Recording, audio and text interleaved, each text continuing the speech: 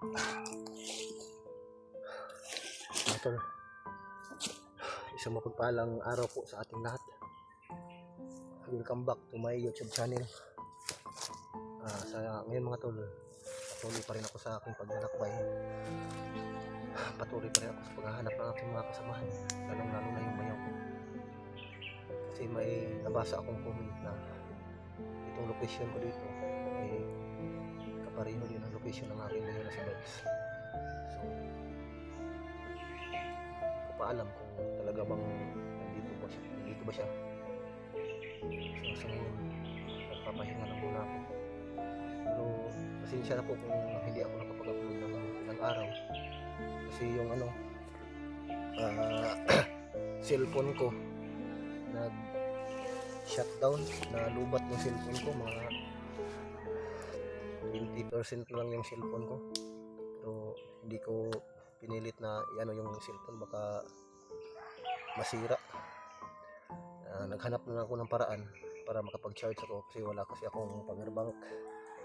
So, tinignan ko yung mga video ng mga kasamahan ko. Yung iba, si Julio, nakarating siya sa sa bayan. Nakabili siya ng mga pagkain sa tindahan. Pero sa akin, sobrang layo kasi ng baryo dito, lugar kung saan nagbili sila Julio ng pagkain nila. Pero si Julio, may kasi siya, may motor. Bumaba siguro si Julio, nagpunta doon sa baryo para makabili ng pagkain. Hindi naman siya mahirapan kasi may motor siklo si Julio at yung mga ibang kasamahan ko. Pero kung sa ako, kasi sobrang layo kasi nun. Nagpunta akong nakaraang araw, nilalakad ko lang mula dito sa gubat paalis. Hanap kasi ako na pwede kong masaksakan ng cellphone kasi lubat na kasi. Nagkataon naman may nadaanan akong bahay doon, malapit lang doon sa gubatan. Hindi pa ako nakarating doon sa baryo na matutunguhan ko sana. Insakto naman na may tao at nagtanong din siya sa akin kung saan daw ako paroroon. Kung sinabi ko sa kanya na, kuya, mula dito malapit na ba yung baryo na may mga tindahan? Sabi niya sa akin, ako malayo pa yun, mula daw doon sa kanyang bahay patungo sa baryo, mga almost 56 kilometer pa daw yung nilakad ko. Nasa mga 18 kilometer na yung nilakad ko. Sabi niya sa akin, huwag ka nang tumuloy doon. Ang sabi niya una sa akin, ano daw yung gagawin ko sa baryo, o maghanap sana ako na pwede masaksakan ng cellphone kasi lobat yung cellphone ko. Sakto naman, siya mismo yung nag-offer sa akin, dito mo na lang i-charge sa akin. Naitanong ko sa kanya, may kuryente ba dito, kuya? Sabi niya sa akin, wala akong kuryente dito. Sabi niya gano'n. Pero may solar panel daw siya. Kasi yung ilaw na ginagamit niya sa kanyang tirahan, solar. Tapos insakto na may panel siya. Kaya doon ako nakapag-charge. Kaya noon, hindi ako naka-upload ng ilang araw kasi yun na nga, lubat yung cellphone ko. Tapos yung sinabi ng tao doon, yung bahay na nadaanan ko, kasi ano bang gagawin mo doon sa baryo? Hanap sana ako ng makakain kasi ilang araw na akong hindi nakakain. Puro lamang gubat na yung kinain ko. Minsan yung mga ibon dito nahuli ko, niluluto ko, iihaw ko. Minsan may mga bungang kahoy. Sabi niya sa akin na meron naman ako dito, huwag ka na lang tumuloy sa baryo kasi napakalayo pa nun. Sabi niya sa akin ng ganun. So, huwag ka na lang tumuloy, maglakad ka lang. Yun ang sabi niya sa akin.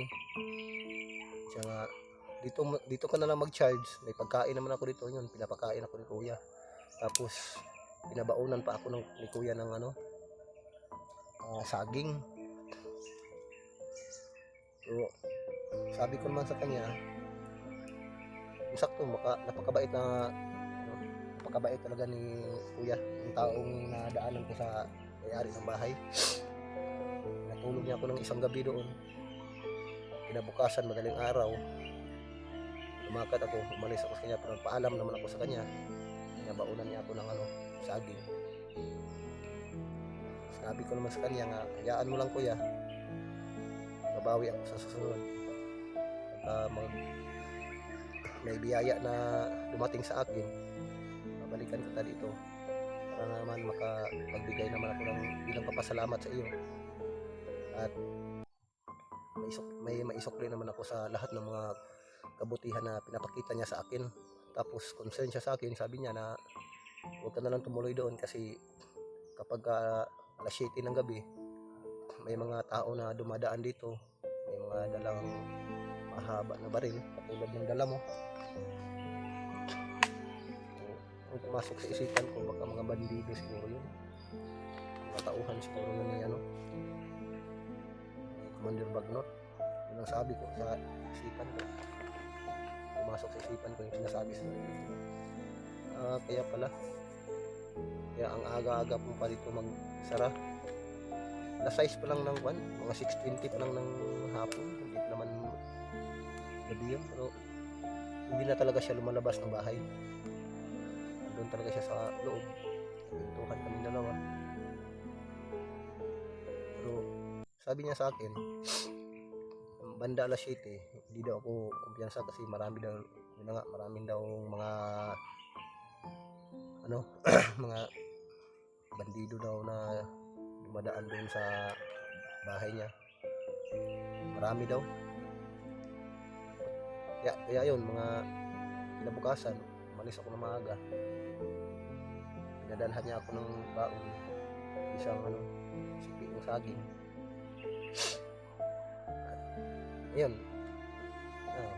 inihaw ko. Ito yung pangagahan ko hanggang panghalian. Pasensya na kayo mga tol kung ganito yung boses ko. Kasi sinisipon kasi ako, tapos ilalagnat ako.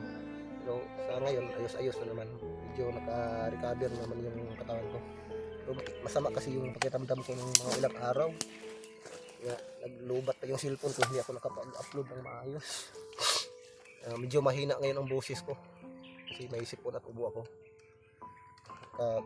Lang.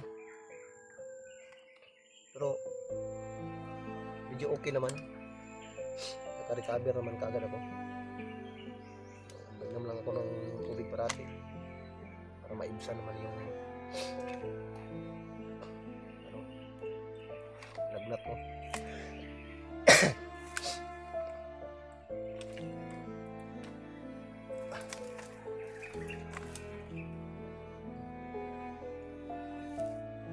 So pagkatapos ko ngayon magpagahan, inihaw man ako dito na saging. Pagkatapos ko nito, alis din ako dito para patuloy pa rin ako sa paghanap ng aking mga kasama. Sana bago ako bababa, makita ko na si Bayaw at yung mga kasama ko para malaman din nila na bababa ako kasi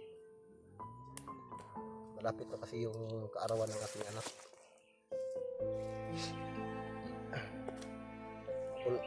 Ito po yung inihaw ko, saging.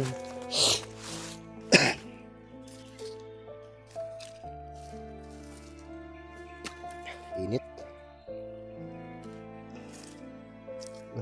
muntik na mauling. Ito yung supot na pinadala ng yung tao doon sa bahay na nadaanan ko. Pinabaunan niya ako ng saging. Salamat naman kay kuya, talagang napakabait talaga ng taong yan. So hayaan mo kuya, sa susunod na pagkikita natin ay babawi din ako sa kabutihang pinapakita mo sa akin.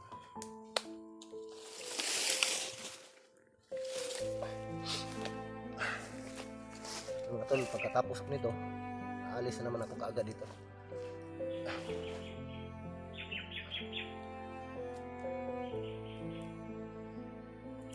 Buti na lang maganda ang panahon ngayon, walang ulan. Sobrang init.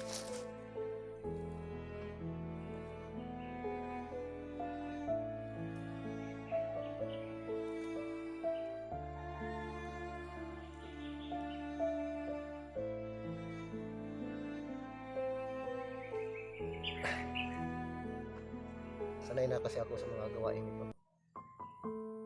Kahit na ilang buwan ako dito sa kagubatan, basta makakita lang ako ng mga ganito na manggubat, mabubuhay na talaga ako dito.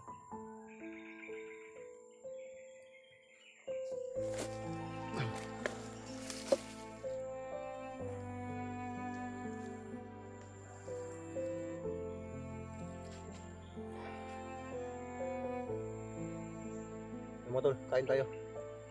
Pagkatapos kong kumain ngayon, aalis naman ako kagad na ipatuloy ko yung mission namin dito. Kasi hindi ko alam kung nasaan yung mga kasama ko. Marami naman nag-send sa akin ng location kung saan sila. Pero sa laki ng kagubatang ito, ay hindi mo talaga mahanap kaagad. Aabutin ka talaga ng ilang araw.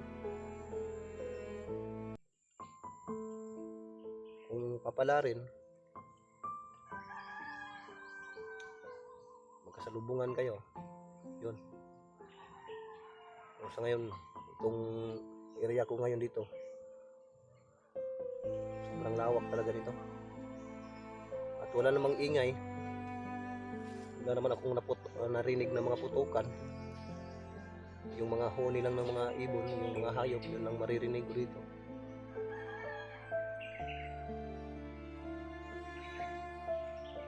Pero itong areang ito, itong location ko ngayon, nagpahingahan ko, eh, safety dito. Dito ako sa baba ng bundok. Ano kasi itong bundok na ito, paakyat kasi itong bundok na ito. Tapos dito ako natutulog kagabi. Dito ako nagpahinga. Yung t-shirt ko, yung damit ko, doon lang isiyampay ko sa sanga ng kahoy para naman matuyo.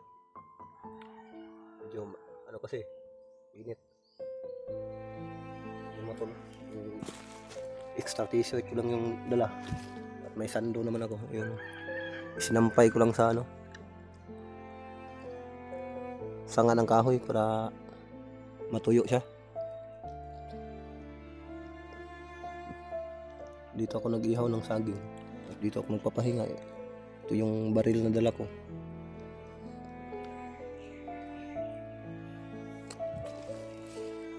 Yung bundok na yan, malaki yan patungo doon.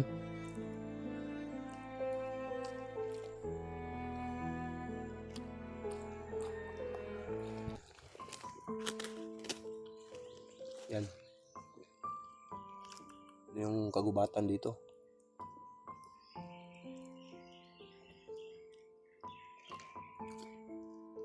Dito ako sa gitna ng bundok. Dito ako nagpapahinga.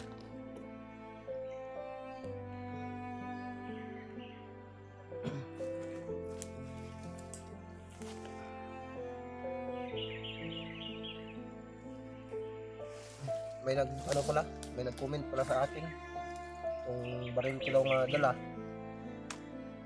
Gusto daw nilang ipatanggal itong pulang tila. Hindi ko to tinanggal kasi nagpapanggap kasi akong bandido para hindi ako kaagad makilala ng mga bandido kung makasalubong ko sila. Kasi nakikita ko sa kanila kadalasan may mga ganito kasing tila nakalagay sa kanila. Ito siguro yung ano nila, bali anong tawag nun, para makilala sila kaagad ba may mga ganito. Kaya kapag maglakad ako, kapag patuloy akong malakad dito sa kagubatan, yung damit kong dala minsan itakip ko sa mukha ko para hindi na ako kagad makilala. Tapos bitbit ko ito para hindi nila mamalayan kung sino ako, para mapagkamalan nila akong kasama. Kaya hindi ko muna ito tatanggalin.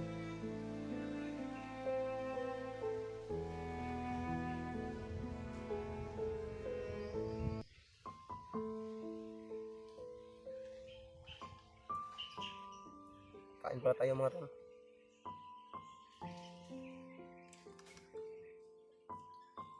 Buti na lang mula pagkabata ko, sanay na ako sa mga ganito sa gubat. Kahit na ilang buwan pa ako dito mag-stay, mabubuhay talaga ako dito. Kasi alam ko yung mga pwedeng kainin dito sa kagubatan. Dito lang ako kagabi mga tol. Dito lang ako nagpapahinga ito sa ilalim ng ulong kahoy. Dito lang din ako natutulog kagabi. Pero lamig, pero tinitiis ko lang. Mga ano naman dito, mga damo, mga makakapal na mga damo, yun ang ginagawa kong yaan.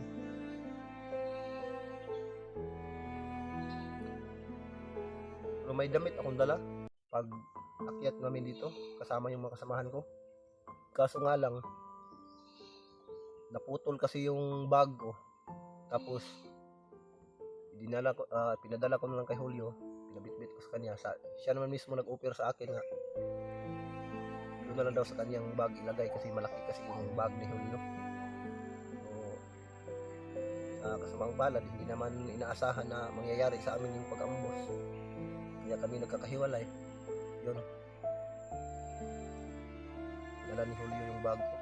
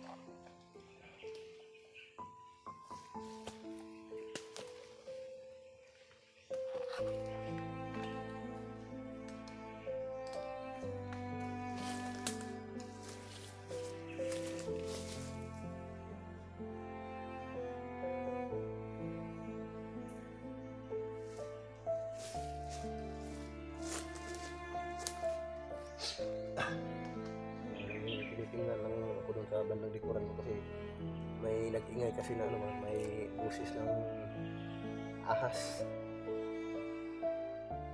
Lapitan ko, tinignan ko kung meron ba talaga. Mga tol, pagkatapos ko kumain ito, aalis na ako kagad dito para ipagpatuloy ko yung mission namin ng mga kasamahan para matulungan ko rin naman sila. At sana mahanap ko na mga kasama ko, lalong lalo na yung mga bayaw ko.